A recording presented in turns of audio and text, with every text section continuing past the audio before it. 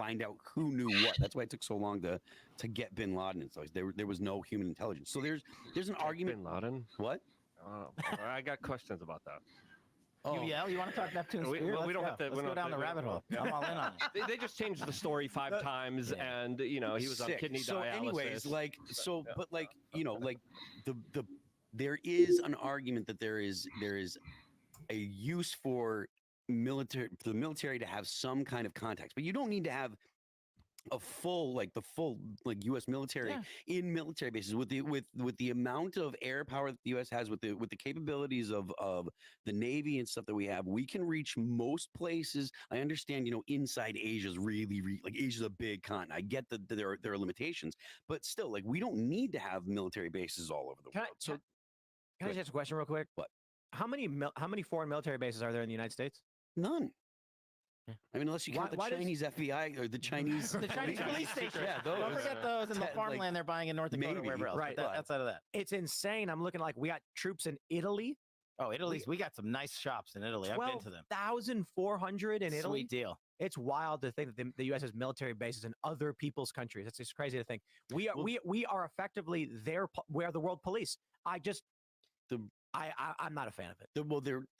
I agree with you, and we should stop it. But there is at least it makes sense to address the reason why, which is nuclear non-proliferation. The point was to deter other countries from developing nuclear weapons. And can y'all hear? We're not in that world anymore. And I get. Let me know. Can y'all hear? Stop thinking like the Cold War, but at the very least, to talk about why, so that way the people that are listening understand why, because most people don't think of things in a Cold War mentality nowadays anymore, or they're unfamiliar with it. So to just say, the U.S. military is in a bunch of bases around the world, people don't know what the thought process was, and they don't understand why. And they don't understand that the point was to not have every country get nuclear weapons and therefore increase the chances of nuclear war. You know. Oh, your mic's off. Your mic's off. Yeah. Surge. I feel like I'm being oppressed as a woman. I just have to say it. And I'm just kidding. So where do we actually need bases? Why are we in Germany? Do we actually need to be there? What's critical for national defense? So we need them all over the world. We just don't need as many. So where do we need them? Well, they're in Germany because of the larger policies against Russia. Yeah, we keep them in places like Japan, Korea, Germany. We keep them in spots in the Middle East. And then which ones do you close down?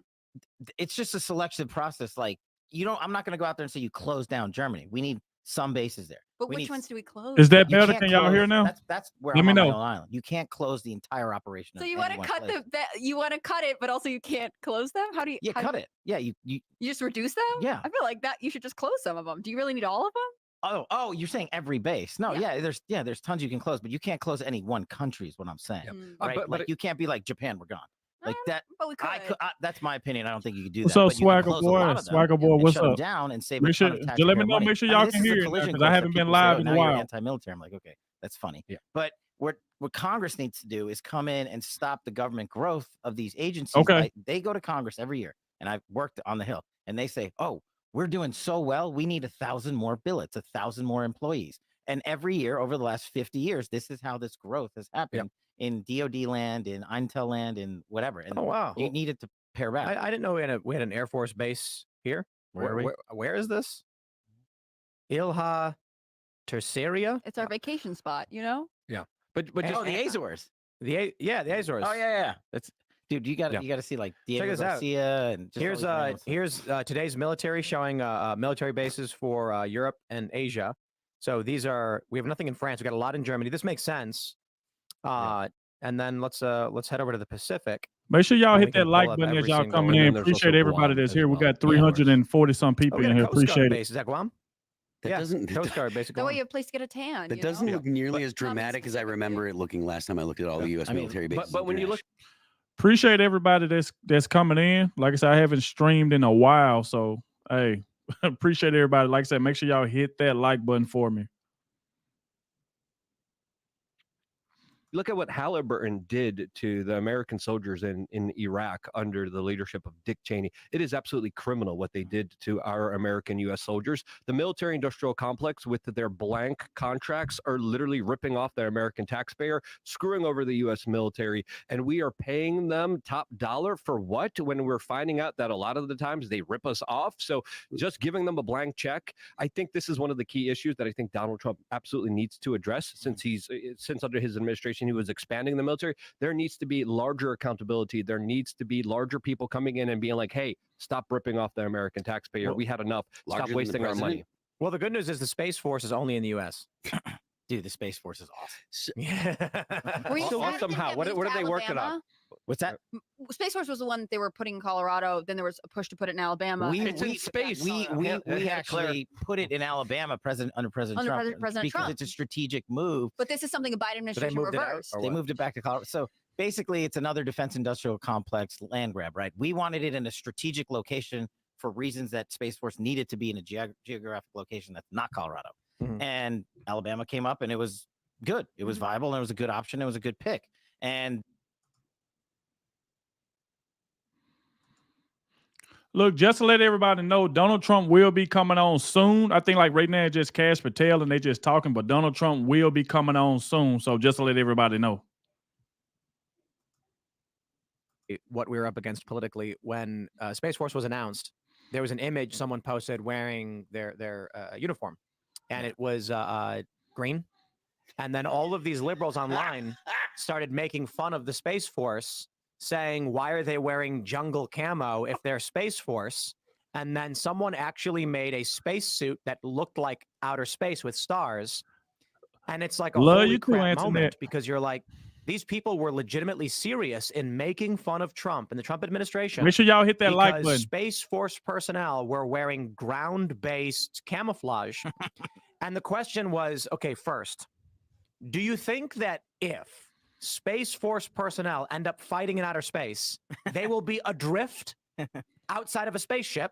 So they need second BDUs.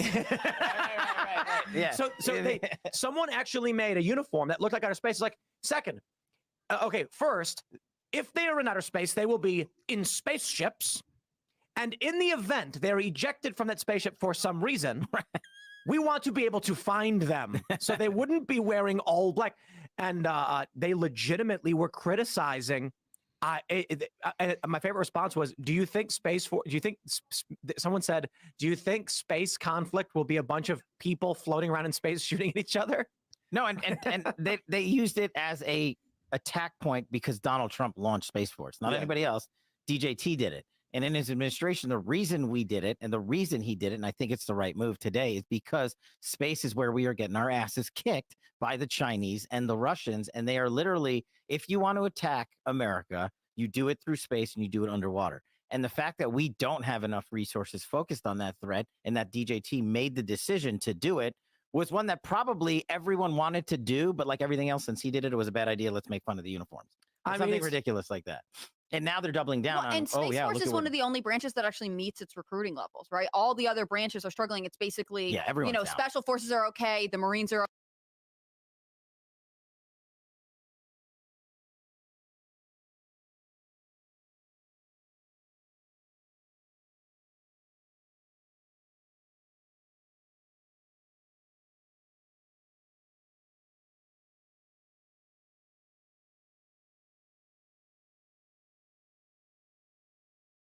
So it's all it's politics. not about progress. It's about a victory in our And pocket. we reverse it. Right. Kash, And wasting time. so I don't want to derail the conversation, but we've been talking about like military expenditures and stuff like that, and that kind of like those kind of payouts, like they really don't have a massive effect on the debt and the national debt, and that's the greatest threat to the U.S. right now is the national debt, because you're going to blow up the dollar. The economy is going to go in the toilet. Oh, my bad, y'all. My bad. I had it on mute when I was talking. My bad. Apologize for that. Like I said, make sure y'all please hit that like button because I haven't streamed in a while. All right. Like I said, I haven't streamed in a while, so make sure y'all please hit that like button. Make sure you subscribe to the channel. Appreciate that, Rick, for that $10. We are here for Trump. Appreciate that, y'all. Appreciate that. Yeah, I forgot I had my mic on mute. My fault. But like I said, if y'all want me to keep streaming, Like for now, just let me know in the comment section. Be sure to hit that like button so more people can get up in here. And let's go ahead and get back to it. All right. That is the most immediate existential threat to the United States. Does he have a plan? Trump does. I'm not going to unveil it. Trump for sure has a plan. I'm also going to tell you, I'm not the economist. I'm like the only enough. Indian that sucks at math.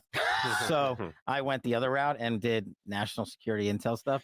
But I agree with you. It's not sexy, so people don't talk about it. They're just like, whatever. I don't care. And also, the answers are all ugly. Yeah. To be honest with you. And Americans are not financially literate, No, right? they're They not. can't even. No. I mean, I don't fault them for this, but they have massive credit card debt. It's very difficult. They're for fine with the Americans Chinese owning our debt. because Like, they it's don't all... understand debt. They don't understand how to leverage it. They don't understand how it works. No, you're totally right. And then they're more and you can't really blame them. They're more immediately concerned with how do I take care of my family right now? Right, which they should be. Which is fine, but you're right. The president needs to come in and address that. And I have seen President Trump's plan for it, and I think it's pretty awesome. And the way that Trump can communicate with people is like he can really, if he has a good plan, he can sell it. Yeah. But he's got to have a good plan that's actually going to fix it. And I haven't heard anybody that's made something that's really, sounds reasonable, like actually fix the problem that isn't going to be undone as soon as a Democrat. I think you would have heard more about it, but to Tim's point earlier, that normally it's the economy in election cycles, and I disagree with Tim a little bit. I think it's all border,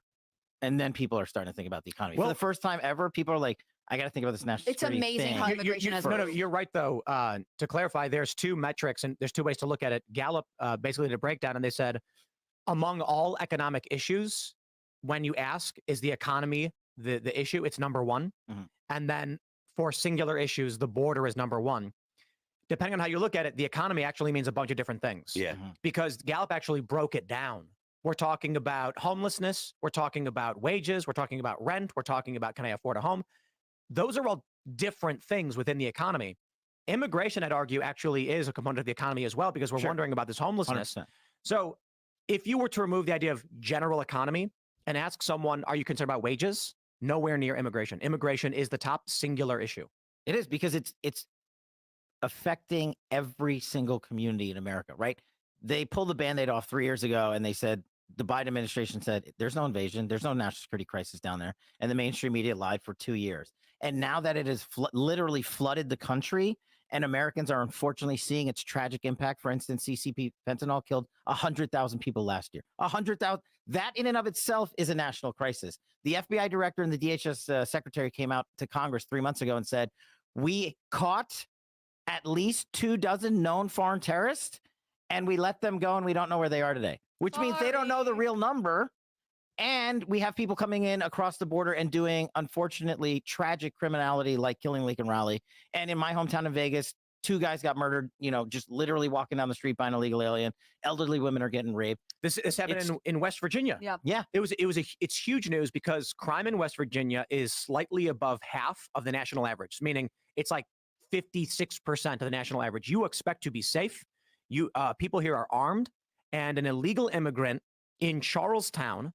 He killed an old lady? Is that what it was? What was that story? She wasn't that old. I mean, I thought she was in her 40s, but Middle-aged woman. Middle-aged woman. Like, the thing is, it's also small town vibes, right? Like someone who is not from here comes in, commits violence, and can just escape. That was the problem with Lincoln Riley, which is that he was known to be in the country illegally. He had a previous criminal history in other states.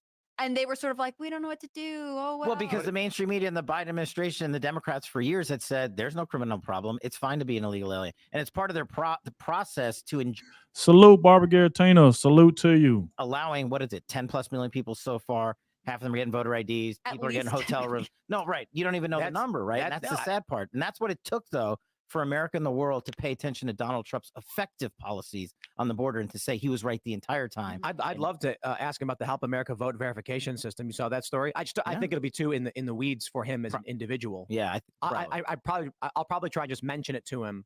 But this is probably something for someone who's working on his campaign. This is, for those that don't know. I wish there was. Wait. The Social Security Administration showing a million plus people without IDs trying to register, and we don't have a clear answer as to what this is. It could be voter roll cleanup, fine, sure, whatever. That would be an abuse of the system, fine, sure, whatever. Some people are concerned it's non-citizens being given work permits, and then when they're granted tax ID numbers, TINs, or Social Security numbers for the purpose of work permits, someone, be it they themselves or NGOs or the federal government, are registering them. We don't know. Salute to everybody in here. I'm Make sure you hit content to that say like it button for must me. be Hit that voter like roll button. cleanup. Salute to everybody that's in Abuse here. of the HAVV system as per their own rules, but maybe that's it. Great. We need an inquiry.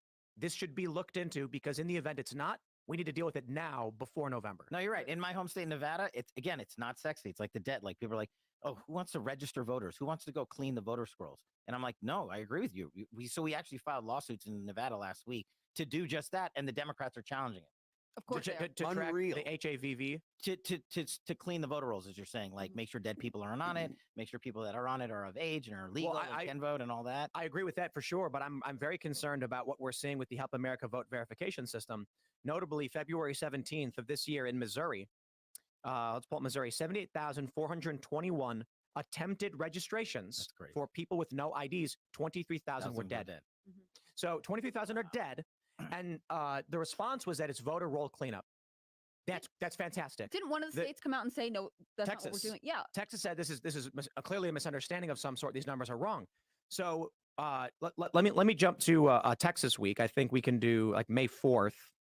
Texas reports every 2 weeks. May 4th was light. Let's see May 18th for Texas. I think it might be light as well. 4,000, still decently high. But if we go earlier in the year, April 20th, let's see where they're at with Texas. We've got 249,770, of which 4,600 were dead. 200,000 came back as single match alive. So Texas said we are not doing voter roll cleanup. And these numbers are incorrect because we have not added that many people to our voter rolls. Whatever is happening here, we need a formal inquiry. Nothing crazy. Look, y'all let me know in the comment section. Let me know in the comment section if the volume too low. I tried to turn it up to a little spot for where it ain't too loud. So y'all let me know in the comment section if it's too loud. Because I was trying to adjust it. I think we're at 1.9 million people registering coming from. Well, I know where there's a big number over the past year that reaches around those numbers of people that may be coming here. Many people believe it may be illegal immigrants being given work permits. Good. And then the NGOs just submit that for voter registration because there's a social security number attached to it. I don't know if that's true. All I know is this is the kind of thing that has people freaked out, especially the 30,000 dead in Missouri. And we want to know, we want to know formally and officially what it is. Texas comes out and says, we don't know what that number is. If Texas and Missouri, if Trump wins every swing state, know me. He might, and he Texas might and not, Missouri by narrow margins flip, Trump loses. Oh yeah, overnight. And this is the thing that I've been trying to tell people about for the last, 5 years now. State attorney generals and state secretaries of state control these issues. And that is why people are like, oh, how come we didn't fix this federally? I'm like, you can't fix it federally. It's impossible. You have to rely on these state AGs to bring lawsuits to clean voter rolls. It's not cool. It's not fun. It's not the thing that gets headlines, but that's why I was yelling at Republican state AGs to be like, why aren't you prosecuting Hunter Biden in, say, Missouri for committing crimes? And the Democrats would do it overnight. But it's the same thing, whether it's the voter thing or the criminality thing. The state AGs, for the most part, have been very quiet on the Republican side. And I literally have no idea why. I don't know. Do you think it's like election concerns? Because with all of this, it really matters who's in our voter rolls. It matters who's in our country. And I think there is a level of people don't want to talk about the issues that they think might risk it. Like for me, I think we should talk about the border. I think we should talk about the effect of illegal immigration. But I do think we should have a conversation about reducing the pathways for legal immigration because they become abused, like chain migration. If someone were to cross into the border illegally, have a child here, I think we should end birthright citizenship. You could then use that person to sponsor tons of people. We should limit it maybe to an immediate family. But when you start talking about it, it's very easy for a Republican to get labeled as like a heartless person. You want to separate families. You're mean. You're hurting the American dream. It's sort of, to me, it seems like it's a question of, well, maybe I can stay in office and do better. Like that risk assessment is coming up with stay quiet when it really should be encouraging them to be bold in what they're doing. And that's a example of what DC does to everything, right? They will overcorrect and mislabel. And then when a guy like you or a guy like you or a guy like me comes out and says, hey, yeah, we want to address immigration, you're a racist. Like that's the response, right? No, we're gonna but it's to stop the entire conversation, right? That's the whole point. That's what I find interesting about Donald Trump. It really has encouraged people to talk about illegal immigration, especially the border. That's great. That's really important. And I think then the next step is to talk about our legal immigration system? Are there things we can be doing to ensure that Americans are the priority for our government and we're not just looking towards outside migration to solve all our problems? But you can't say that because you're not well, I'm Democrat. too spicy, No, I'm just saying that's what that's exactly. wrong. During the presidential debates here at the Libertarian Party convention, they had a conversation on immigration. Because the Libertarian Party is cut down the middle between open borders and closed borders factions. Really? I didn't know that. Yep. And so there's one guy who's running, and I suppose by the time this airs, we'll know who the presidential pick is. But for the time being, we're recording it in the morning. We don't know. And one guy said he's for Ellis Island style immigration. And then someone else basically called him and said, you're basically saying open borders or not. And then it's open borders. The Ellis Island style immigration is the soft way of saying open borders, meaning anyone can come. We stamp their form, hand it to them, say, welcome to America. You are free to live and work and do as you please, which maybe, you go back. Here's the funny thing. Half the Libertarian Party supports that? I don't know if half or like, but it's been a long running debate. Yes. The open borders versus closed borders factions. Really? I didn't know that. Yeah. So, but the Mises Caucus won, and I believe Mises Caucus is closed borders, right? Yes. Yeah. So, I know a little bit about it. Didn't work. So in the late 1800s, they had states handled immigration to their states, and the federal government said, it's not that much. We're not worried about it. Once the number reached around 500,000 a year, they said, Rosewater, appreciate that donation. Appreciate it. Early. So they created the Ellis Island system. People would come on boats, they'd process and say, yeah, you're good to go. This was about 500,000 people per year for, I think, 60 years. Or maybe less, actually. But I think I think it might have been way less than that, actually. And so after this, they said, hey, wait a minute, we're having serious problems because the number just keeps going up. The better America does, the more people want to come here. We can't do it this way. We need to better control the system. Going back in time to the way we did at Ellis Island does not account for the fact that you've got, at any given moment, 20 plus million who want to come here. And so I was actually talking to a libertarian guy, and I was like, I agree with Trump. Trump said, he said something like, all of the immigrants of the world, all of them, they can come here legally. You got to come here legally. Yeah. Legally means there will be a set number. It'll be restricted. There will be assistance with integration. But there are people here at the party who think, stamp them, come on in. Here's your ID. I can't believe that. That just blows my mind. This is what they're doing now. This is literally the Biden administration's plan. It's the rubber stamp, welcome to America. And you've got the black community in Chicago saying, and I quote, we are being replaced. Kind of wild to hear that coming from Chicago. Especially illegal immigration, but a lot of immigration that we're encouraging right now hurts people who are in impoverished situations. Suzanne Russell, appreciate the $10. Thank you very much for that. Any favors by encouraging a really broad open door policy.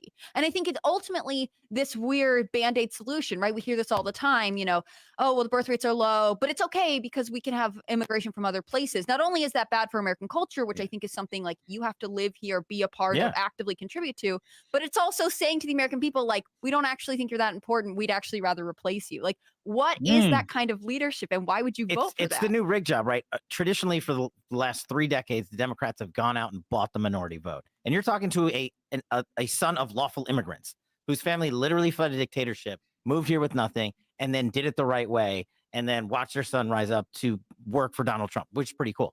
But that's what the American dream should be. That's our culture. That's what I tell people. And people are like, "Oh, you're against illegal immigration." I'm like, "Yeah, I am," because one, you don't represent me. Like I said, make sure y'all hit that subscribe button, hit that like button, so more people can come in here. All right. Donald Trump is okay. We can't buy the minorities anymore. We're going to buy the illegal vote, and that's what they're doing. This is why 25,000 people showed up in Crotona Park. It's unheard of. It's literally 99% and black and Hispanic. They booed AOC. Yeah. Because you nailed it. They exposed the flank that is minorities were being bought by the Democratic Party for votes. Now they've done nothing for them. Crime is surging. And now the Democrats are replacing the minorities with illegals, not just in terms of jobs, but because they need votes, because the minorities are now no longer voting for Democrats. They're all voting for DJT. They want a subservient, compliant voter class. And I think that's horrendous. This is something that we should completely be opposed to and expose for what it is, right? 100%. Yep. Well, they're taking away their social services as well, which has a lot of people in the Black community kind of asking the question, why don't you kind of care about me?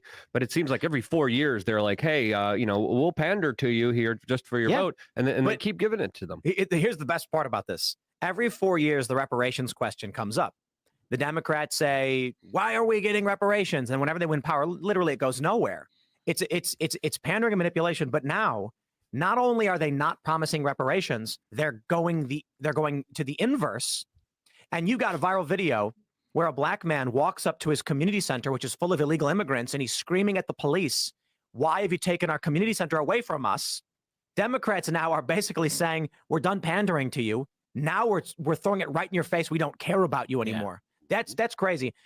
They say that Donald Trump is going to get, what's he polling at 23% in the black community?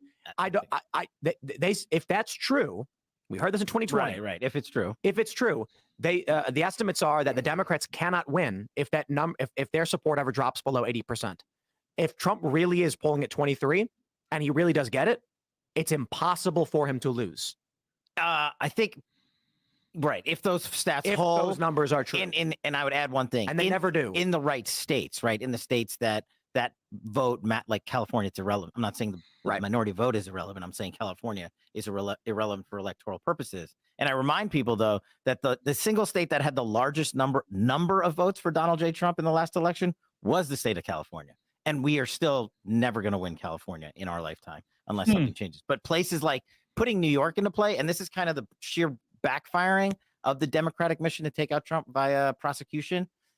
I don't know that he would ever have campaigned this much in New York City. But now he's in New York City. He's on the Jersey Shore with 110,000 people. He's in Crotona Park, and he's going to keep going. And he figured out a way to say, oh, you're going to gag me? Okay, well, I'm just going to campaign from the courtroom with my surrogates, and then I'm going to take this show on the road in New York. It's unbelievable. With all the media attention. Your mic. Oh my gosh! Yeah. I got to keep my hands off the table. The mainstream media, no one's going to show up. They were like, "Oh, he's having this rally because he thought he'd be in court, but now whatever." It's like they can't acknowledge that he's doing something Democrats should have done, which is go to the Bronx, right? Like the Democrats take the Bronx for granted. They think you're going to vote for us no matter what. We don't need to be here. Wasn't it Roger Stone? I saw this tweet from him that was like, the last Republican to come here was Ronald Reagan, and he won. Like 84. Yeah. Isn't that important? Shouldn't we acknowledge that there is diversity of thought there instead of just treating them like the Democrats do and being like, well, you're in the bag and there's nothing you can do about it? Yeah. So to add on to your guys' point, like if the minority and the black vote comes through for Donald Trump in places like that, like if he takes New York, game over. Like New York and New Jersey, like the electoral map just exploded against the Democrats, and they can win California all day long, and the rest of the swing states don't even matter because the number of electoral votes in New York. And so I think, but you're seeing it metastasize. The same thing's happening in Minnesota and Michigan. And this is why Joe Biden, again, is pandering to the pro-Hamas movement overseas. A foreign terrorist organization is being propped up by this administration to purchase votes in Arab-rich Michigan and Minnesota. But you're seeing it backfire there, too. This is why Donald Trump is going out to Michigan and Minnesota, to the minority communities. It's basically the Bronx over there for that specific style of minority, and he's winning them over because he's exposing the exact same thing. He's like, the Democrats are coming here and been coming here to buy your vote. Is your life better right now? Are your communities safe? How's your kids' housing and education going?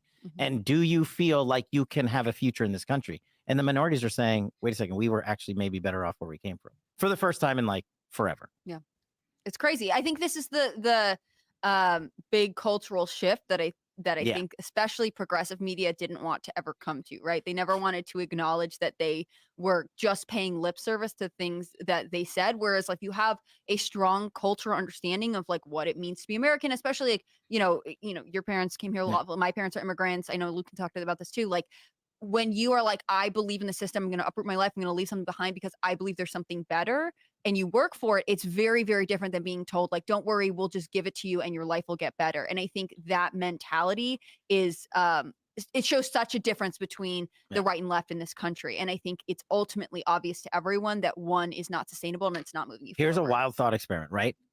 Look at all of the groups that are coalescing behind Donald Trump now because of what he's exposed, the corruption. People want accountability. People want a better America. But if Donald Trump were president right now, would all of this have ever been exposed, right? Like if he went back-to-back terms, right? I don't know. maybe, right? But he'd be running the country. And a lot of the people that have come out for Donald Trump would not have seen the information that has been put out there. Now, of course, I want Donald Trump to have been president then and next time, but it's just an interesting thought process because I don't know that I would have been able to reach a lot of the communities I'm reaching right now if I didn't have the ammunition that the Biden administration has given us. Do you think that there's a benefit to having this, if or when Donald Trump wins in November, he'll go in as his final term. He had like a time off period to reflect, to see what's going on. I've heard some people say, actually it'll be like 4 years of lame duck syndrome, but I wonder if it's actually sort of freeing because you're not trying to get reelected. You can just do anything you want. I mean, not anything you want, but like you could have a really serious impact without having to worry about how it affects campaigns are brutal. I mean, I'm not even the campaign guy, right? And having the ability to go in there and say, I don't have to go out there and fundraise $1 billion. I have to go raise $1 billion to try to run for president of the United States and then fight the mainstream media and then go to every state and then host a rally and then do debates and all this other stuff. You mean I can just go govern? And I have the knowledge that I had from my first administration and the interim 4 years, and I can put personnel and policies in place and I can just go, Donkey Kong in DC. I think it's gonna be pretty cool, and I think and I hope that's what he's going to do. Yeah, this is definitely a make or break moment, not just for Donald Trump, but for this country as 100%. well. There's always these kind of two larger factions within the Trump administration and the Trump camp. There's the kind of Marco Rubio, Nikki Haley, John Bolton, Bill Barr, Anthony Fauci, Gina Haspel, Jared Kushner kind of neocon establishment side. And on the other side, you have people like Roger Stone, yourself, Steve Bannon, Michael Flynn, Trump Jr., Vivek Ramaswamy that represent kind of the America First side. Which side do you think is stronger now? And is there anything that we could do to help spur on more of these kind of Freedom Caucus populist representatives inside of a potential Trump administration? Is there anything we could do from the outside pushing more for these populist policies? I think what you're seeing is people in these other groups paying attention more than they ever have, to non-mainstream media outlets. And for me, that's the most important. Your show here is like one of the most powerful shows that has impacted communities with actual truth. And that's why I'm able to go out there and say, oh, you stop watching the mainstream nonsense. And we can talk about a two-tier system of justice. We can talk about defense budgeting. We could talk about who and when and why the Washington, D.C. establishment is so corrupt. And that message alone has empowered DJT, I think, to, one, make the decision to come on your show, which I thought was brilliant, and two, speak to an audience base that has never been spoken to before and pull them in and say, what are some of your values? We're not going to be able to get you 100%. But maybe we pick up on a couple of things you guys care about along the way. And that's what's bringing it together. Two big things for this show. First time we had Marjorie Taylor Greene. Appreciate everybody that been hitting that like button. Like I said, continue to hit that like button so we can get more people in here. All right, let's go. And Marjorie came on and talked about how Congress is corrupt and broken and things she's trying to do. Bannon, same exact thing. First time Bannon came on, wave of comments from people being, I've never heard this guy talk before, and I thought he was crazy. And they were like, he kind of sounds like an Occupy Wall Street guy. And I'm like, he does. It's remarkable that Bannon can go in front of a bunch of MAGA Trump supporters and say, tax the rich. It's unbelievable. No, like it's populist. And I think, I believe that most people who are watching this are regular people who got pulled into politics because the Democratic Party went nuts. Yeah. And these are people who probably went to the, not everybody. I know there's a lot of libertarians who watch, there's a lot of Trump supporters who have been conservative for a long time. But I do know there's a lot of people it's really simple. So we found that our biggest audience is Chicago. Is it really? Yeah, I mean it's hometown advantage over there. Well, yeah, it is. It's spread out. Right. It's spread across the country, and so it's fairly even. But there's a slightly higher percentage coming from Chicago than anywhere else. So the plurality, despite the fact that it's fairly even, is Chicago. And I thought, that really makes sense. I'm from Chicago. I have moderate Chicago sensibilities. Chicago doesn't have a Republican Party. Like it does. But doesn't. So if you're in Chicago, there's only Democrats to vote for, or unaffiliated, which is just Democrat. And if you are someone who's critical of their failed policy over the past 100 years, you're still a relatively liberal guy, but you are sick of the corruption you see coming from the Democratic Party with this uniparty rule in this one place. I think a lot of people watching this show probably feel similarly to, I'm not a Republican, I didn't grow up conservative. The Democrats have gone insane. The Republican Party sucks. Trump represents something different. But that lane has never been built before, in my opinion, and it's never had a leader like DJT in that little lane. And what the Democrats and mainstream media are coming in and doing now, in my opinion, is trying to blockade that lane and label it and say, if you're in this lane and you've never been a Republican or a Democrat before and you support Trump, you're a domestic terrorist. You're a terrible No, literally. person. No. That's what they're saying. They've literally said those MAGA supporters are domestic terrorists. Like people are like, Kash, there's a hit piece on me every week in whatever publication you want. And it's like, Kash Patel's a MAGA extremist. I'm like, what does that mean? Like, I want a closed border. I don't want drugs in the community. I want law enforcement to do well. And It I want means America you're a to be bad prosperous. person and no one should listen to you. But the point, yeah, exactly. But they're labeling people. Yep. And the fact that they're labeling these new people that are coming into politics who have never been there, that literally, like, I had a guy come in for pest control last week and he goes, dude, I have never even voted in my life ever before. I'm going DJT all the way. We didn't even talk politics. He just said this out of Oh nowhere. no, dude, I got one. Yeah. He doesn't know anything about you, and he's like, I just got to open the floor with this. Then he Googled it, had my name. He was like, oh crap, that's hilarious. I'm in a shuttle bus in Chicago going to the airport, going from the airport to the Tim to the Pool doesn't car take rental. shuttle buses. Come on now. He's a man of the people. From the car rental place to the airport is a shuttle bus, and it's just me and my girlfriend and the bus driver, and he's like a young black guy, and he just goes, "Who y'all voting for?" And then I was like, Best polling you can get. and I was like, Literally. before I could say anything, I was like, well, I think, and he goes, just say it. Donald Trump. And I started laughing. I was like, are you for real, dude? I was like, yeah, I was going to say Donald Trump. I wasn't going to just scream Donald Trump like you did. I was going to say something more like, I'm probably going to vote for Donald Trump. I think, or actually, I'm voting for Donald Trump, and it's because of, I was going to give him a long answer. He just said, just say it. Just say it. Yeah. But you made a He's very in Chicago. You made a very good point, Kash, because all the power we gave to the government to stop terrorists is essentially being used to terrorize us. Yes. And they did it under the Bush neoconservative kind of regime that kind of set up this national security state that we're fighting up against. I want to ask you this question because I think it's an important one, especially when it comes to picking the next vice president of the United States. Tim Pool. There's been a lot There of you go. conversations, silly conversations about Tucker Carlson and Alex Jones, Yeah. but outside of that, there is some serious consideration with Marco Rubio. He does represent that kind of Bush neocon faction. Is there anyone that you particularly are vying for to be the next VP yourself? Those exact conversations I'll keep between me and the boss, but I will publicize the following. What I told him was, honestly, sir, I almost don't care who you pick as long as you don't pick the following.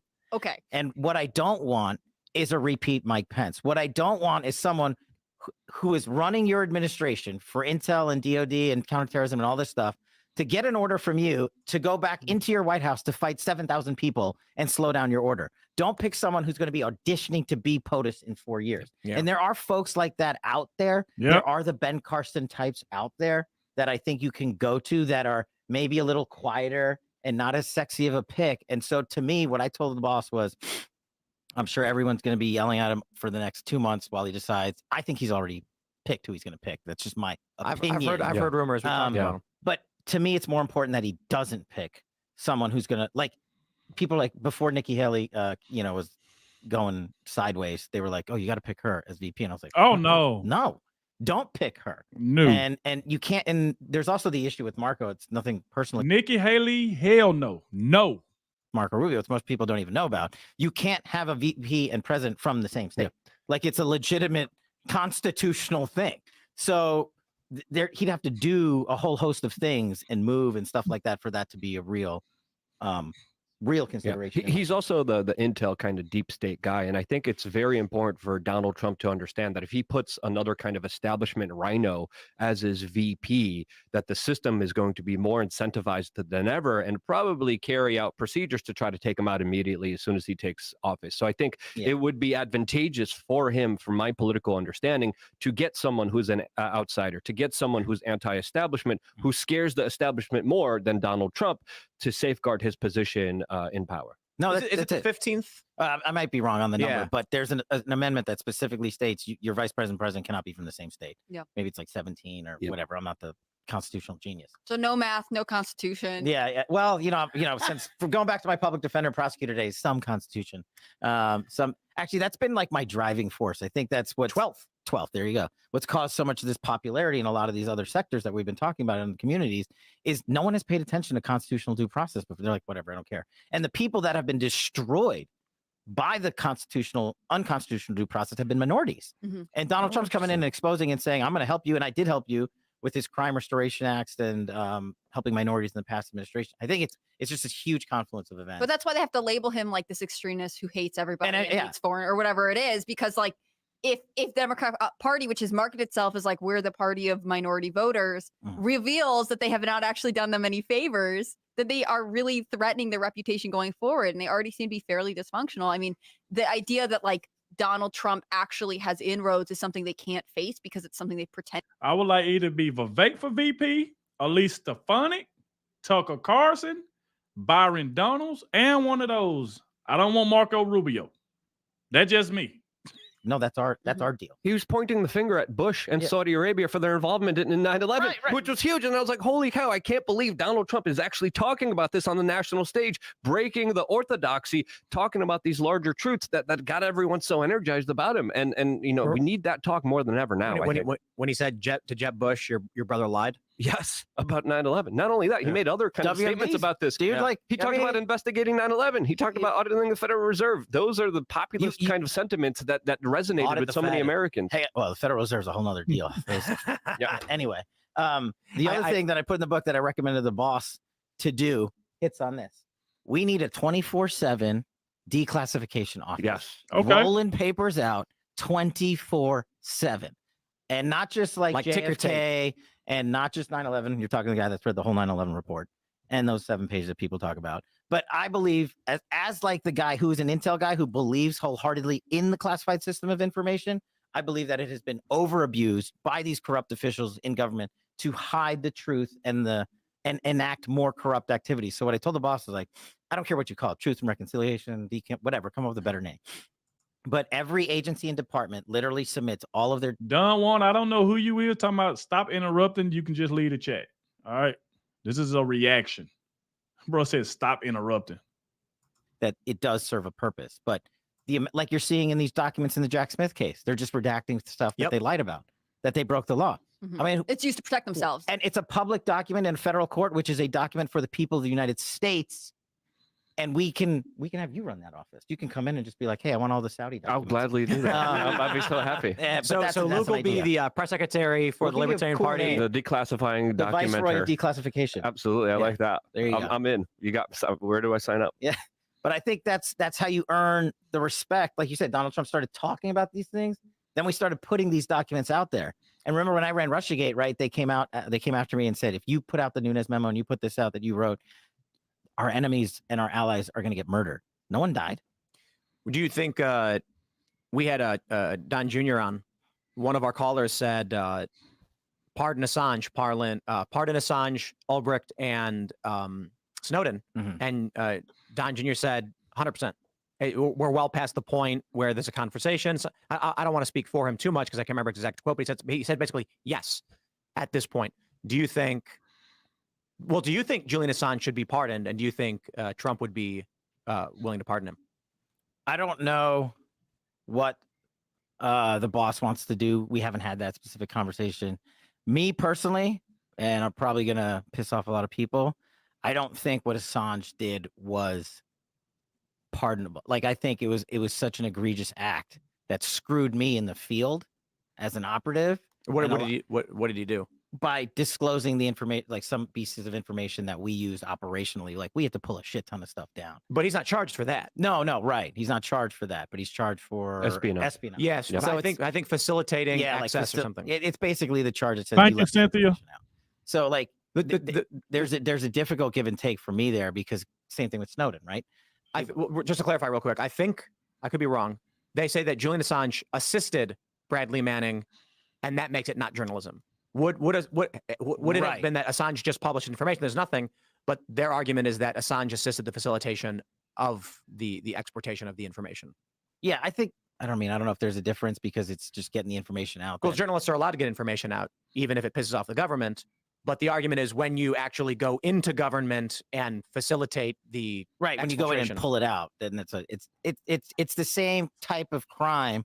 Like Donald Trump is charged with illegally possessing classified documents. Right. That's what they're saying. The journalists, in my opinion, journalists shouldn't have those classified documents. What they should have is the documentation from the government that they've been withheld that exposes the correction. information. I mean, assuming this stupid AI is right, it's actually both. It's not just the conspiracy to commit intrusion, but also the intrusion, the publication of. Yeah. So you were correct.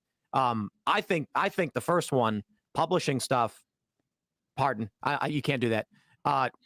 I don't whether or not he actually conspired with any. I don't know that I believe that, but yeah. I mean, the videos, the documents that he released were for the public good, for the public interest, and they revealed a lot of the things that the U.S. government was lying to us about. And I think this is why it was considered. Like I say, everybody can have their opinion and stuff like that, but just coming in telling me to stop and all that, don't do that, because then I'm gonna have to put you on the first class flight on A-Dog Airlines. All right, so let's get back to it. For the American citizens. And my point to, the president was when I was like, dude, I'm the Russiagate guy. Like, I figured out the FBI lied to the world. Hillary paid for it. Like, you got to just give me like 27 seconds. Like, let's put this stuff out. And it was a monster fight to get the Nunes memo out, to get all those documents out. But there's a way to do it. Now that Americans know that other stuff exists, I think President Trump's strongest point, I think he said this publicly, is like he's going to have one of these offices or commissions that puts this stuff out. And everyone can request information, be like, hey, I want the Bay of Pigs information out. I want the whatever documents out. And I think JFK that's the way to do it. The Epstein documents. Right. The Saudi Arabian the Epstein Black Book, like on day one. The Iran Contra documents, the MK Ultra documents. So keep going. That's why you're going to be the viceroy of the Declassification Office. There's a challenge with the Assange stuff in I can't see what evidence they have in terms of computer intrusion. I don't think you can criminally charge someone for publishing information. The newspapers all did that. I also kind of feel like it's been 12 or 13 years that the dude's been effectively in solitary. So where is he now? Like Highmarsh Prisons or something? Is that what it is? England? Belmarsh? Belmarsh. Yeah. Is it Belmarsh? I believe so. Yep. I'm kind of at the point where it's like, damn, like it's been a minute. So even if there's an argument to these things, I feel like there's a lot of goodwill in just being like, we're going to drop this one. It was mishandled. It's poorly done. Yeah, he already paid his price. He already was tortured in solitary confinement. He already was. It was. Thanks for the $10, Judy. Thank you. Guilty. So. Right. There's a lot of merit to that. Right. It didn't happen yesterday. It happened a dozen years ago. But the issue being that they first falsely held him on this ridiculous molestation charge, which took him how many years to clear, right? And they dropped it, and it was BS the whole time. And then as soon as that happens, he gets raided. My understanding, I could be wrong, is that Trump himself ordered Assange to be arrested from the Ecuadorian embassy. I have not heard that. Well, it did happen under his administration. Right. And according to some sources that I've talked to, there was some kind of backroom dealings and conversations specifically about revealing sources, which Assange refused to do so, and therefore was automatically kind of dragged out. Where the head of the CIA, there was Barr literally talking about assassinating and taking out, Julian Assange. I'll tell you the theory and rumor that circulates behind the scenes is that with the WikiLeaks email, the DCCC emails, I believe it was, and the DNC stuff, there is a question as to where Julian Assange got it from. Of course, the Seth Rich theory flies around, and Julian Assange made several statements about Seth Rich as if to imply, without directly saying, Seth Rich may have been the source. Now, the corporate press, of course, says this is ridiculous. It's not true. He was just a victim of a robbery. The conspiracy theory behind the scenes. And I don't like saying conspiracy theory because this is actually people in DC and in the Beltway have spread this rumor. And it's a rumor that Trump wanted the information from Assange as to his source of these emails because, one, national security interests, and two, it could actually prove a criminal conspiracy behind the scenes. So it could targeting him specifically or his administration or any of his priorities. And the idea was go to Assange and say, give us the proof who this was, Seth Rich or otherwise, and you're a free man. And Assange said, never, won't do it. So then Trump said, if you don't, we're going to arrest you and bring you to the U.S. and have you testify. And so the theory goes that Assange said, I will never reveal my sources under any circumstances. And they said, then we're going to bring you here and make you talk. So I can't speak directly to that. I wasn't involved in that. But the DNC server intrusion is probably the greatest single subject to talk about right now for all of this, because the left-wing media put the hack on Russia so they could tie Donald Trump to Russia collusion, exactly. Right. And if Trump could prove that it was not true, then it destroyed the whole narrative. Then he gets exonerated. But here's how deep it gets, right? For the first time that I'd ever heard in FBI history, they allowed a private entity, CrowdStrike, to go in and exploit the DNC servers, but only whatever CrowdStrike wanted to exploit. And they never handed those servers over to the FBI. So the FBI could have exploited them and we could have had the answers. But I think it's because they knew it was not a Russian hack. And I do believe Julian Assange probably knows who did it, right? And it would have exonerated Donald Trump and the entire Russia collusion narrative. But this goes to the bigger problem in DC about why did James Comey allow some random software tech firm to go in there and exploit the data off the DNC firm? Do you know who the owner and CEO of CrowdStrike is? Sean Henry. Do you know what he used to be? James Comey's assistant at the FBI. So, like, the whole narrative could have been destroyed. So this is what makes the whole story kind of plausible. Donald Trump thinking about, one, his personal interests, but also national security interests. Yeah. If there really is a criminal conspiracy to frame him as a Russian agent and Hillary Clinton, someone should be prosecuted for it. And all he needed was for Julian Assange to say, my source was this. And Julian Assange would not do it because Julian Assange, for WikiLeaks, the moment he ever gives up a single source, WikiLeaks ceases to exist. Right. So then this is where this rumor comes from. There are people who claim that they were involved in conversations related to this. And I wasn't, I don't know. Not saying you were. Yeah. But that Trump basically was like, this is a guy who is wanted by the United States as it is, though there was a grand jury at the time. He was still yet unindicted. And the rumor goes that Trump said, "Thank you, if Giant he comes Shield. here and testifies and gives a Thank you. statement, we blow the lid off of the Russiagate hoax and the people involved." You know, it's a challenge for me because I'm like, for the sake of this country, we need that information. The others, and I'm just spitballing here, so this is coming off the top of my head, because you got to remember who ran the FBI and DOJ, even though it was during a Trump administration. They hated Trump, right? Why didn't he fire him? I know. He hired a lot of them, and we hope he doesn't hire them again. Yeah, no, personnel's a big thing. But the other way to look at it is those institutionalists, Bill Barr, Chris Wray, and all those people in between, right? They prosecuted Julian Assange to shut him up. Yeah. Right? Donald Trump had nothing to do with it, right? They, the FBI and DOJ, who created Russiagate and were in on the scam, they know who hacked the DNC servers. The guys and gals that have been working on that case for like 6 years, they have the answer. And the only way to keep it closed loop is by going out and prosecuting Julian Assange, by weaponizing the system of government against your political opponents and burying that information. Trump should pardon him and get him out of jail. I think that's more plausible. I think that information should be put out for the American public to see. Wait a second. Why don't we know who hacked the I think the FBI knows. We just haven't been told. So do you think they would pardon Assange? But if Trump pardons Assange, right? There could be secret meetings, grand jury hearings where he could kind of testify. It wouldn't go public. Where he could say, "These are my sources. This is the case." I mean, there's a whole host of ways to do that. This is the argument is that Assange said never under any circumstances. And I'm saying he doesn't even have to. I'm saying the corrupt government gangsters that rigged Russiagate are the same ones that authored this. Right. Corruption, and they know how to hide it, so they went and prosecuted Assange. So the information already exists. You just got to go get it. Like I know where to get it. I just need to issue a correction. I made a mistake. It's not Bill Barr that was talking about assassinating Assange. It was Trump's Secretary of State, Mike Pompeo, that plotted to assassinate Assange. So I apologize for my mistake earlier. Yeah, look, you're gonna get sued. Obviously, I made a correction. The biggest questions I have for the president is his personnel choices, firing, and then criminal prosecutions. Because here at the Libertarian Party convention, there's two big things I hear, and it's Trump hired bad people. I don't trust him, and Trump it's hiring bad people and giving them control, like Fauci's included in this. Oh yeah, everything Fauci was involved with lying, and then the criminal prosecutions of said abject corruption. Right. So for me, I agree. I mean, I look at economic policy, and I get it. The deficit stuff is bad. But economically, this country was a churning, and so you can't compare that to today. Trump made mistakes. I'm fine. I think overall it was a net positive. Foreign policy, I think, was tremendous. I think his foreign policy was the best I've seen in my life. I'm 38. Maybe there's people who are older than me who saw it better. That's fine.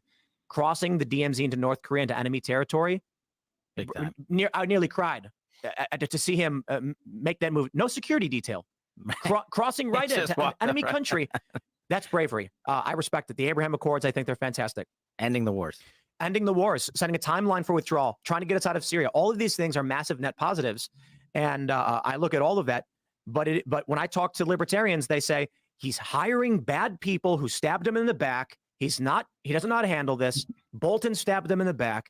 My hope is that he's learned from that and that his revenge and our retribution will come with proper personnel.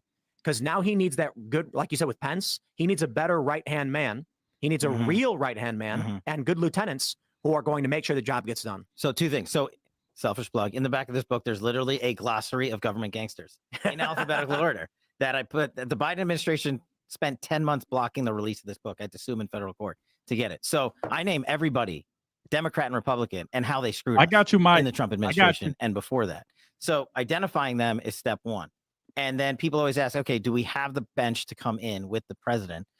Should he win next time around? My answer is 100% yes. We figured it out from the last time who not to trust and who to trust. And most importantly, that you don't need the volume of people in there that the government says you need to run the government. Salute Larry Pickett. I appreciate that. Thank you for the $20. Thank you, man. On Amazon and all that other stuff too. All right, we are going to now shift over to our conversation with the man himself, President Donald Trump, to ask him some of these questions personally. So make sure you smash that like button, subscribe to this channel, share the show with your friends if you like it, and become a member at timcast.com. Click join us, support our work. If you like the work that we do, you want to see more of it, please join us. Get in the Discord server, hang out with like-minded individuals. You can follow me at Timcast on X and Instagram.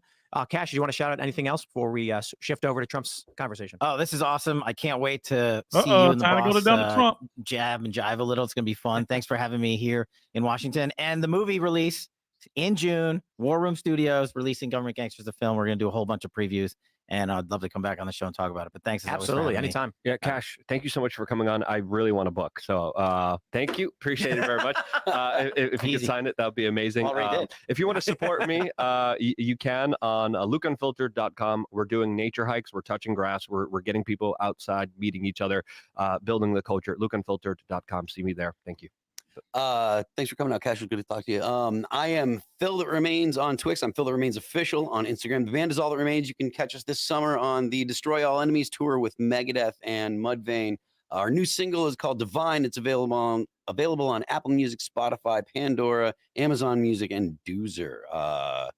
Yeah, I think that's everything. So yeah, don't forget the Left Lanes for Crime. Hannah Claire. We got to get the New England viewership up, Phil. We That's do. our job. We do. I'm Hannah Claire Brimwell. I'm a writer for SCNR.com. That's Scare News. I'm really grateful to be a part of that team. They're at Timcast News on Twitter and Instagram. I'm HannahClaire.B on Instagram. I'm Hannah Claire B on Twitter. Thanks so much for this conversation. Hi, President Trump. Ladies and gentlemen, President Donald J. Trump. Here we go, y'all. President Trump. President Trump. Thank you, Sandy, for the $10. Thank you. Hey, how are you? I'm very good. Nice to see you. We met at Mar-a-Lago a couple weeks ago. I remember. Yeah, you complimented my face. I really do appreciate it. Your beauty. Thanks for sitting down. I really do appreciate it. So I know you don't have a lot of time, so I'll Here we just go. we'll jump right in. Okay, good. We had a couple polls we went over on the show, on our show, IRL. Young people, surprisingly, immigration is a top issue for them now. I was talking to a young guy, he's 26. He says he's watching what's going on in New York. He owns a business. He can't afford to buy his own house. He struggles to be able to support a family. And I know that you've said that there's going to be the largest deportation effort in your next term. How do we do it?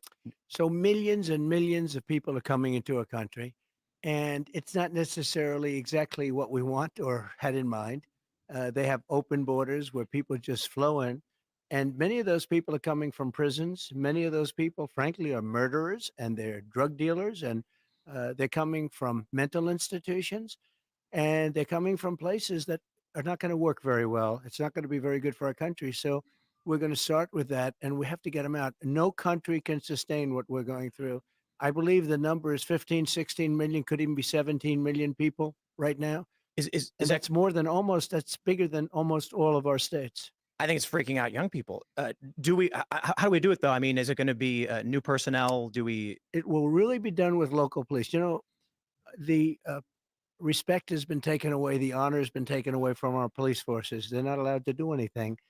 And whether it's libertarian or not libertarian, you have to have law and order. You can't have 500 people walking into a department store and just walking out with everything they have. And we have to give honor and respect back. And I believe immunity, because, you know, so often when a police person does their job, they end up with no pension. They end up with no house. They end up with no family. Everything's taken away from them. They have to get their own lawyer. So we're going to give them back their dignity and their strength. The local police know the criminals that we're talking about. They know their first name, their middle name, and their last name. They know everything about them. And we're going to have to let them do that. And they will bring them in. We have no choice. And these are in many cases, and this is from all over the world, not just South America, which is big enough, but they're coming in from the Congo. They're coming in from all parts of Africa. They're coming in from all parts of Asia. And it's an invasion into our country. And no country can handle this. So we're going to have them taken out. Local police, we're going to work very closely with the local police. And it's been done before. We had Dwight Eisenhower, believe it or not, did the biggest deportation. He pretty much stopped it. Strange that we mentioned Eisenhower because you don't think of him that way, but he did a massive deportation where people were pouring in. The next big question that we get a lot is there's two components to this. The first is many of the libertarians here, we want to see firings. We want to see in the bureaucracy corrupt I agree. individuals, the bloat. On top of that, without getting into the specifics for obvious reasons, the things that they're doing to you with the court system is not just to you. It is to me. It is to everyone who voted for you in 2020. It's true. Are we going to get some good personnel in as Attorney General, Deputy Attorney General, and in the CIA, and see some prosecutions? So we had some great people because our trade numbers were fantastic. The jobs we did on trade, the jobs we did, frankly, in the military underneath the terrible television generals who were absolutely terrible, but we have incredible people. You know, we defeated ISIS, and we had no new wars because they were concerned with us. I had no wars at all. I finished off a war that we were in for 20 years, but we had no wars. And we have to get the right people. It's all about the people. So when I first came here, I was only in Washington 17 times in my life. All of a sudden, I'm president. And I really knew nobody. I relied on people. Some were good, some were rhinos, some gave us some bad advice. And generally speaking, we had very good people. But we had some that we have to do better. Attorney General, we have to get a great Attorney General. And I'd work with the Libertarian Party on that. I think it's very good because, you know, I view the Libertarian Party as almost a party of common sense, largely of common sense. And I say that about the Republican Party, too. We're a party of common sense. You want borders, but you want fairness. You want a lot of things that a lot of other people don't talk about. So we will work with a lot of people to get the right people in. The difference is I now know sort of everybody. Yeah. And I'm not having to be relying on people that I didn't know very well and listen to their recommendations. And I think we're going to have phenomenal people. I know the people. I know the good ones, the bad ones, the weak ones, the strong ones. I think we're going to have great people. We're friends with Kash Patel. He was on the show just before you, and that gives me a lot of confidence. Yeah. Well, Kash is fantastic. Yeah, he's an example of a good one. Yep. We have some great people, but Kash was a great example. Devin Nunes, as you know, he's fantastic. Absolutely. So many great people. So when it came to foreign policy, I'll be honest, I didn't vote for you in 2016. I was jaded. Obama let me down. I'm from Chicago. I thought 2016 was silly. And then in 2020, with the timeline for getting out of Afghanistan, when you tried to get our troops out of Syria, my question is, why are we in Syria? Who even knew? Yeah. And they lied to you and they lied to us about the number of troops in there. And so maybe it's a bit blunt for me to say I want to see people prosecuted for the lies of the American people. But in terms of foreign policy, perhaps it's a little bit of a biased interview, but I think you're the greatest president of my lifetime. I appreciate it. And ending the wars that we should not have been involved in. Now the fear is World War III. Yeah. What are you looking at when you enter your next term to stopping the escalation? Well, first of all, I'm the only one that is going to stop World War III because this man can't put two sentences together. He doesn't know what he's doing, doesn't know where he is. And amazingly, it seems like he's going to be running. You know, it's a lot of people say, do you think he'll make it to the starting gate? Well, we'll see what happens. But if you look at Viktor Orban, because we don't want to see wars. I don't want to see wars. I was in no wars other than we finished a war with ISIS and we completed it 100% complete. But I don't want to see wars. I think it's so horrible, so unnecessary, so costly in terms of lives and money in that order. And destroying these countries, you know, you're destroying culture. When you look at Ukraine, that would have never happened if I were president. You look at the October 7th attack on Israel, it would have never happened. Why I look at your policies, I see secure the borders, bring jobs Right. back. I look at the Democrats and many Republicans, and it's foreign war and foreign expansion. That's right. What is that? I think it's just a failed mentality. It's crazy. You can solve problems over a telephone. Instead, they start dropping bombs. I see recently they're dropping bombs all over Yemen. You don't have to do that. You can talk in such a way where they respect you and they listen to you. Viktor Orban of Hungary, you know, the leader, they call him a strong man. Who cares if he's a strong man or not a strong man? He's a very powerful guy. He said the problem the world has is that Donald Trump is no longer president. When he was president, China didn't play around, Russia didn't play around, nobody played around, and we had no problems. Today, the whole world is on fire. I heard that funny, there's a conversation from a phone call where you said that there was, they maybe thought there was a 5% chance you'd nuke them. That's And so it kept them in line. It's kind of scary to think about, but you take a look at the weakness we have now with Ukraine and the money that we are wasting. You know, I'll bring it back to the economy. This young guy I was talking to about immigration. Actually, I'll put it this way: there's a viral video where a young man's screaming that we're sending hundreds of billions to a country no one's ever heard of, Right. and young people are hurting in this country.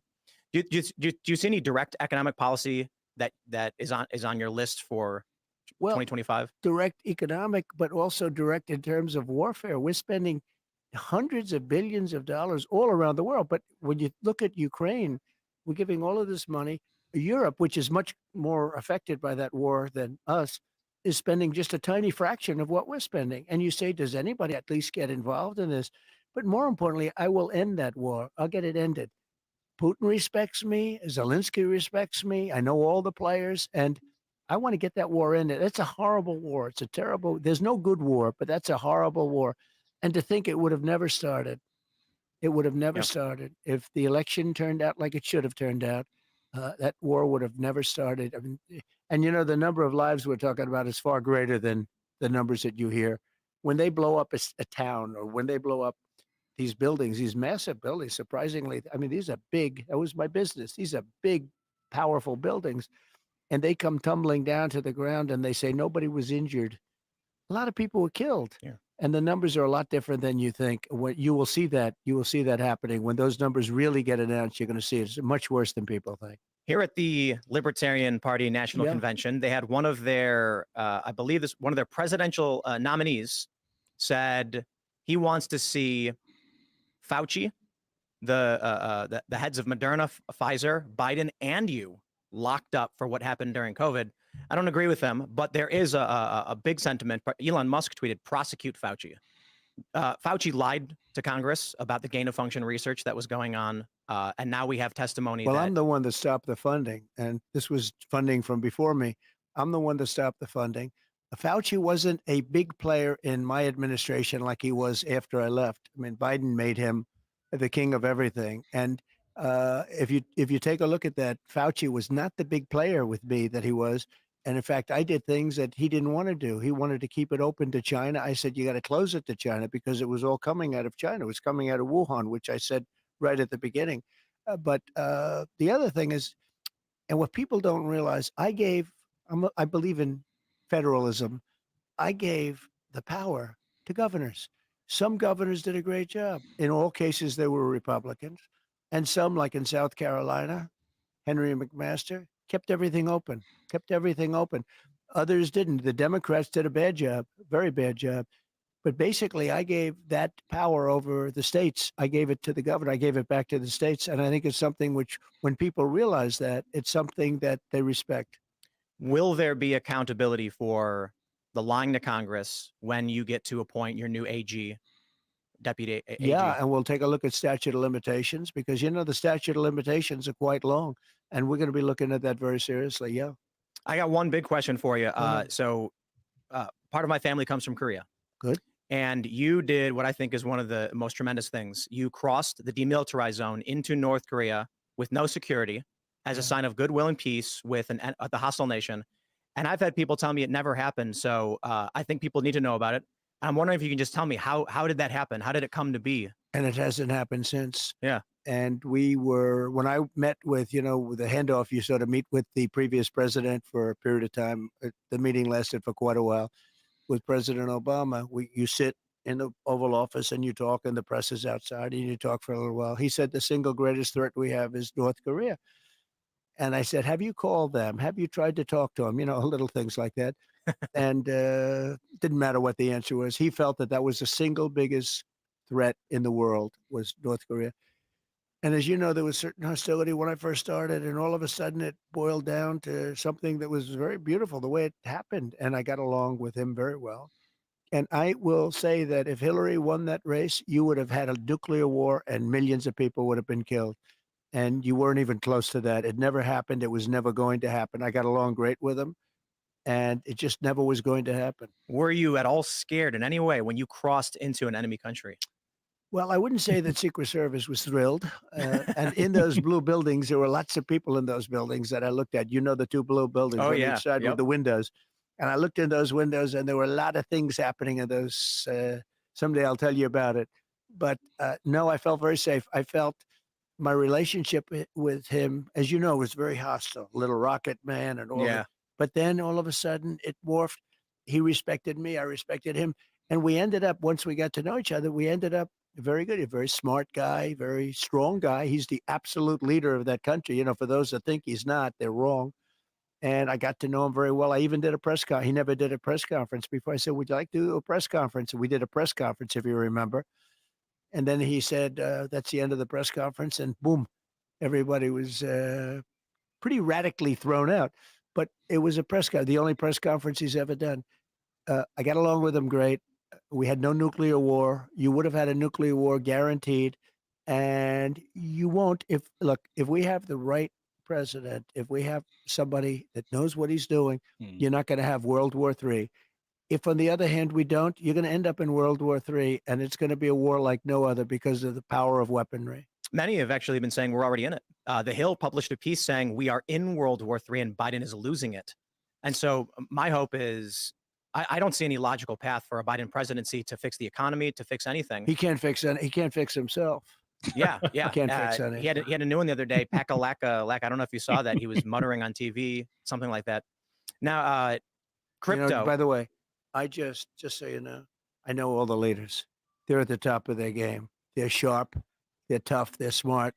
They love their country, or they do whatever they have to for their country at a minimum. And when they see this guy come in, I think they can't believe it. I know they can't believe it. It's not the right person. So we'll do a couple quick ones. We don't have much time. You announced you're taking cryptocurrency. What we're doing is we're backing it as a form of, as a field, and we have to, because otherwise somebody else is going to be doing it from another country. And as you know, they're already trying, and it's going to happen, and we're going to help it happen. And it's something that can be very good. I think it can be very good. No central bank digital currencies. No digital, no central bank. And one more big one. Will you pardon Julian Assange? Well, I'm going to talk about that today, and we're going to give it very serious consideration. And we're going to have a couple of other things to say in the speech that I think you're going to love. I've heard some rumors. And you've gotten so much out of me, I should leave a little bit for the speech, don't you think? Mr. President, it is an honor and a privilege. I really do appreciate you sitting down with me. And you're very me. respected, I have to say. When I did a little research, and some of my guys said, and I met you before, but they said just a very respected guy. It's my honor. Even though we're keeping that big crowd, that's the biggest crowd they've ever had. We're keeping them waiting just for this interview. So congratulations. Thank you so much. Shall we? Thank you, my friend. Thank you. Appreciate it very much. Great. Thanks. That was fun. You got my vote. We better win. That was great. That was great. We're excited. Oh, thank you. Yeah, I do. We're friends with Junior and Kash. And, So thanks for hanging out. Make sure you smash that like button, subscribe to this channel, share the show with your friends. Head over to timcast.com, click join us, and become a member to support our work directly. As a member, you get access to our uncensored call-in show Monday through Thursday. You keep this show up and running because we are this show is made possible thanks in part to viewers like you. You get into our Discord server. You can follow me personally at Timcast on X and Instagram. Thanks for hanging out, and we'll see you all tomorrow. Wow, there you go right there, man.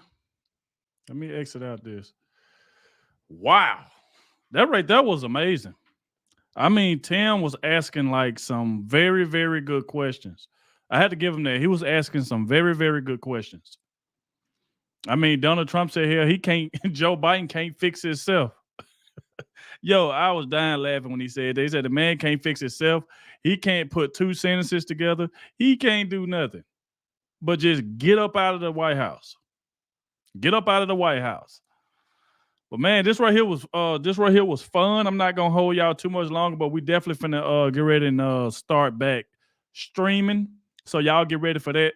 And the next stream, we will be adding some moderators because we look like we had a troll up in here, kept saying lock Trump up. They always do that. They come in, try to ruin the show by trying to troll and stuff like that. We ain't gonna worry about that. We're gonna get them up out of here.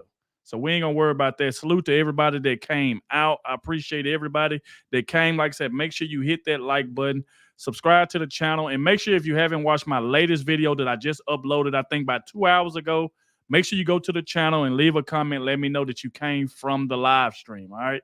So like I said, make sure y'all go check out my latest video that I just posted. Like I said, be sure to hit that like button, subscribe to the channel, and I'll catch y'all in my next stream, man. Thank you all for coming out. Salute to everybody who donated. I appreciate all of you that donated. Thank you very much for that. I really appreciate it. Let me see something coming. Everybody, salute to Vincent. We got Chopper, Virginia, Elizabeth. Everybody saying thank you. Appreciate to all of y'all. We got Elizabeth. Salute to you, Rick.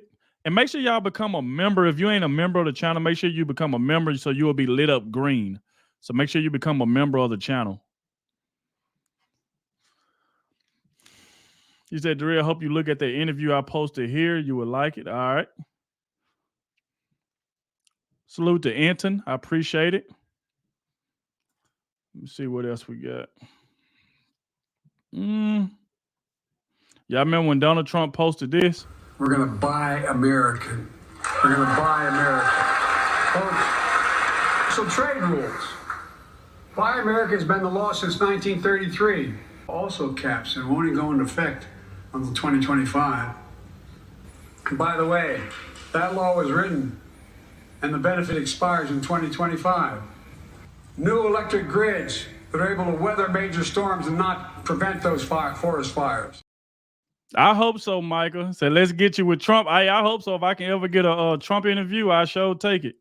I sure will. Let me see.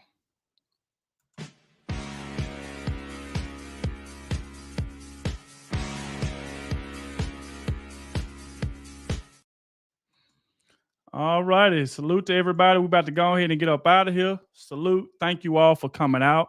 And I'll catch y'all in the next one.